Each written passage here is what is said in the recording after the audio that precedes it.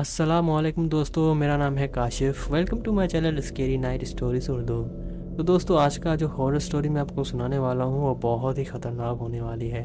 लेकिन आगे बढ़ने से पहले प्लीज़, अगर आप लोग हमारे चैनल पर नए हो तो हमारे चैनल को सब्सक्राइब करें और साथ में बेल आइकन को प्रेस कर लें और ऑल नोटिफिकेशन पर क्लिक कर लें। इससे होगा ये कि हमारी नई आने वाली वीडियो सबसे पहले आपके पास पहुँचेगी। तो बिना किसी टाइम वेस्ट किए इस कहानी को शुरू करते हैं।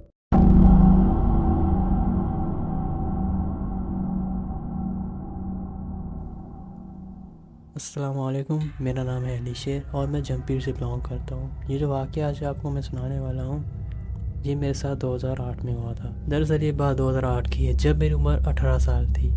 हम फिशिंग करना बहुत ही पसंद करते थे। जब हमारे गांव में मछली की सीजन्स आती थी तो सब लोग फिशिंग करने चले जाते थे। हम छोटे हुआ करते थे लेकिन हमारे जो बड़े होते थे वो बहुत ही बड़ी मछलियाँ पकड़ के आते थे, लेकिन हमें बहुत छोटी मछलियाँ पकड़ने में मिलती थी। कुछ दिन के बाद हमने प्लानिंग की, मैं और मेरे कज़न अयाज ने, कि हमें ऐसा करना चाहिए जो हमारे बड़े जाते हैं वो कहाँ से इतनी बड़ी मछलियाँ जाके पकड़ते हैं, हमें उन्हें पर नज़र रखनी पड़ेगी। कुछ दिन के बाद हमने उन पर नज़र रखी तो हमारे साथ बहुत लोग मछली पकड़ने चले, लेकिन हमारे बड़े मामू और चाचे वाले ये उस दिन नहीं चले। और मुझे पता नहीं कि किस साइड पर जाते हैं, लेकिन उस दिन वो नहीं चले। मैंने सोचा क्यों ना मेरे मामू वालों से पूछ लूँ कि आप लोग कब जाओगे फिशिंग करने और कहाँ पे जाते हो। फिर मैं अपने मामू वालों के पास गया, उनसे पूछा कि आप लोग कौन सी जगह पे जाते हो जहाँ पर इतनी बड़ी मछलियाँ मार के लाते हो। फिर मेरे मामू ने मुझे बताया, बेटा जहाँ पर हम जाते हैं ना वहाँ पर हमारे गांव में से कोई भी नहीं जा सकता। मैंने पूछा मामू क्यों? फिर मेरे मामू ने मुझे बताया, वो जो जगह है वहाँ पर एक बहुत ही पुराना कब्रिस्तान है और वहाँ पर बहुत ही काला पानी है, जहाँ पर मछली कम से कम 5 से 6 किलो की मछली एक एक है। लेकिन वहाँ पर बहुत ही खौफनाक जगह है, वहाँ पर जाने के लिए बहुत बड़ा दिल चाहिए। हम जाते हैं फिर भी बहुत घबराते हैं, लेकिन जैसे तैसे करके हम जल्दी लौट आते हैं। मैंने मामू को बोला, मामू मैं आपके साथ क्या चल सकता हूँ उधर?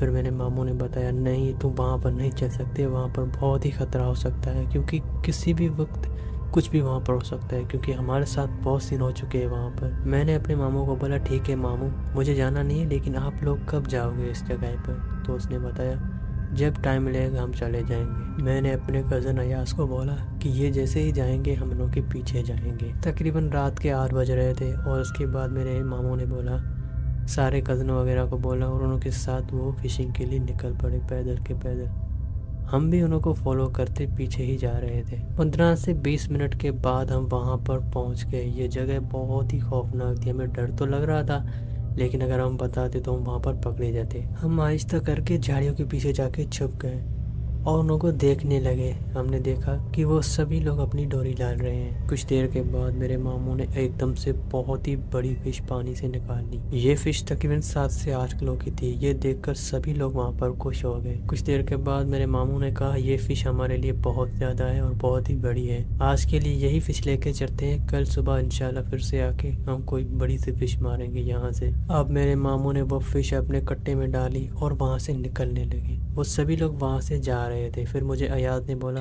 अली शेर चलो अब हम भी चलते हैं, क्योंकि हमारे बड़े जा रहे हैं, अब हम यहाँ पर क्या करेंगे? फिर मैंने अयाज को बोला, अयाज अगर इतनी मेहनत करके आए हैं तो यार हम भी कोशिश करते हैं, क्या पता हमें मिल जाए मछली। फिर हम जाके घर बताएंगे कि हमने भी बहुत बड़ी मछली मारी है, लेकिन इस जगह का नाम नहीं लेंगे। अयाज ने बोला, उस पानी की तरफ तो देखो, वो कितना काला पानी है, हम कैसे यहाँ पर कुंडी डालेंगे? मैंने बोला, कुछ भी नहीं है, हम यहाँ पर डोरी डालते हैं, उसके बाद इंशाल्लाह जल्दी से जल्दी घर चले जाएंगे। उसके बाद हम उस जगह की तरफ बढ़ने लगे और जब वहाँ पर हम पहुँचे तो हमने देखा कि वहाँ पर छोटी छोटी जगह बनी हुई है जो मेरे मामू वालों ने अपने हाथों से बनाई थी, और वहाँ पर एक एक जगह तकरीबन 50 से 60 मीटर की दूरी पर बनी हुई थी। मैंने अयास को बोला, अयास तो वहाँ पर डोरी डालो और मैं यहाँ पर डोरी डालता हूँ, क्या पता हम दोनों में से किसी एक को मछली लग जाए। लेकिन अयाज बहुत ही डर रहा था। अयाज ने बोला, यार मैं तुमसे दूर नहीं जाऊंगा, मैं तुम्हारे साथ ही रहूंगा। मैंने बोला, फिर हम एक साथ एक ही जगह पर कैसे डोरी डालेंगे? मत डरो, मैं यहाँ पर हूँ, डरने वाली कोई बात नहीं। अयाज ने बोला, नहीं मैं नहीं जाऊँगा। फिर मैंने उसको गुस्से में बोला, अयाज जाओ, टाइम नहीं है हमारे पास। फिर अयाज ने बोला, मैं नहीं जाऊँगा, मुझे डर लग रहा है, अगर मैं अब गया तो सीधा घर चला जाऊँगा। मैंने कहा, ठीक है चले जाओ डरपोक, तुम जैसा डरपोक तो मैंने कहीं भी नहीं देखा। उसके बाद अयाज उस तरफ जाने लगा। मुझे पता था अयाज बहुत ही डरपोक है, वो मेरे बिना घर तो कभी भी नहीं जाएगा। अयाज को दूसरी तरफ बेचकर अब मैं खुद की फिशिंग करने लगा। मैं अपनी डोरी में चारा डालकर पानी में फेंक कर बैठा था और दूसरी तरफ अयाज वाली जो साइड थी वहाँ से मुझे चारा फेंकने का आवाज़ तो आ रहा था, लेकिन अयाज की आवाज़ मुझे नहीं आ रही थी। इसके बाद मैंने अयाज को आवाज़ दी, अयाज क्या तुम्हें मछली वगैरह लगी? लेकिन अयाज की तरफ से कोई भी मुझे जवाब नहीं मिला। मैंने बोला अयाज जवाब तो दो। उसने जवाब मुझे नहीं दिया। खैर मैं फिर से अपनी फ़िशिंग करने लगा। हमें फ़िशिंग करते हुए तकरीबन वहाँ पर 1 घंटा गुजर गया। मैंने अयाज को आवाज़ दी, अयाज जल्दी से अपनी डोरी वगैरह लपेटो, हम चलते हैं घर। यार यहाँ पर तो कुछ भी नहीं लग रहा, पता नहीं कैसे मामू वाले ये जो है मछली वगैरह पकड़ते हैं यहाँ से। फिर मैंने अपनी डोरी वगैरह लपेटी और अयाज की तरफ जाने लगा। जैसे ही मैं अयाज की तरफ पहुँचा तो मैंने देखा कि अयाज अभी तक भी डोरी डाल रहा है। मैंने कहा अयाज यार ये क्या बदतमीज़ी है, मैंने जब तुम्हें बोला कि अपनी डोरी वगैरह लपेट लो, हमें यहाँ से निकलना है, वैसे भी बहुत रात हो चुकी है।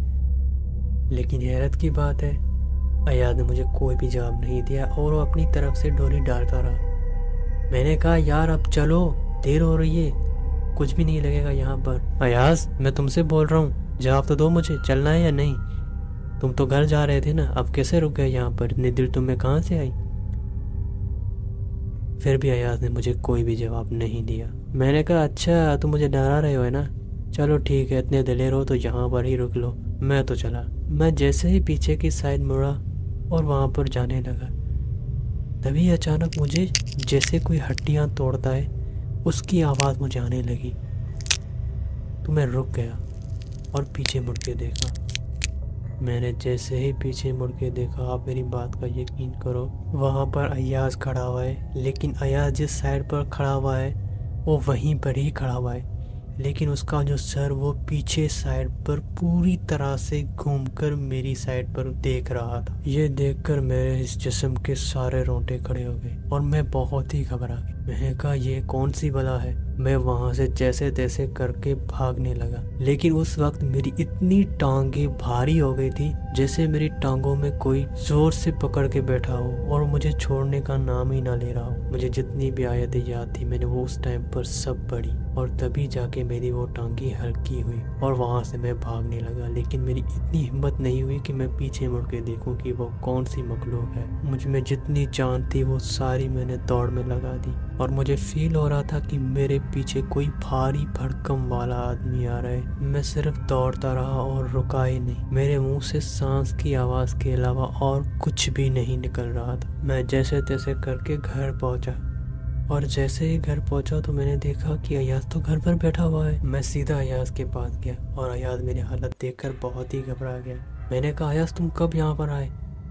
फिर उसने मुझे बोला मुझे वहाँ पर बहुत ही डर लग रहा था और अगर मैं तुम्हें बताता कि मैं यहाँ से जा रहा हूँ तो तुम मुझे वहाँ से जाने नहीं देते, इसीलिए मैंने तुम्हें बताया नहीं और मैं वहाँ से सीधा भागता हुआ घर आ गया, क्योंकि मुझे पता था अगर तुम मुझे देखोगे नहीं तो तुम मेरे पीछे दौड़ते ज़रूर आओगे।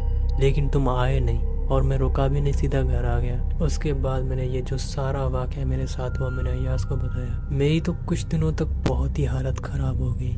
शायद मेरे मामू ने हमें सही कहा था कि वो जगह बहुत ही ख़तरनाक है, वहाँ पर अकेले तो कभी जाना ही नहीं चाहिए। लेकिन हम लोग बेवकूफ़ मछली के लालच में पता नहीं कैसे वहाँ पर पहुँच गए। आज तक ये वाक़या मैं कभी भी नहीं भूल पाऊँगा, क्योंकि वो खौफनाक चेहरे वाला आदमी जिसकी पूरी गर्दन मेरी तरफ मुड़ी हुई थी।